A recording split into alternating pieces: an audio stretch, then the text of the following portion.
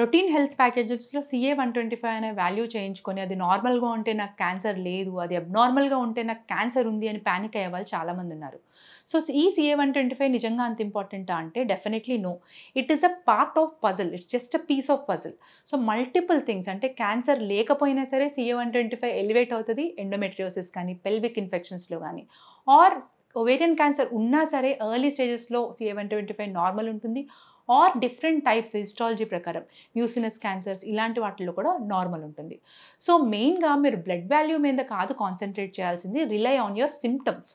Symptoms ఏంటి? కడుపు ఉబ్బరంగా అనిపించడం, ఇండైజెషన్గా అనిపించడం, లేదు అంటే ఎక్కువసార్లు యూరిన్ పాస్ చేయడం, లేదు కడుపు వాపు, సడన్గా బరువు పెరుగుతున్నారు, లేదు బ్యాక్ పెయిన్, పొత్తి కడుపు నొప్పి, ఇలాంటి ఏవన్నా సరే ఒక 3 వీక్స్ కంటే ఎక్కువ ఉంటే ఓవేరియన్ క్యాన్సర్ అయి ఉండొచ్చేమో అని చెప్పి టెస్ట్ చేయించుకోండి. అంతేగాని CA-125 మీద రిలై అవ్వద్దు.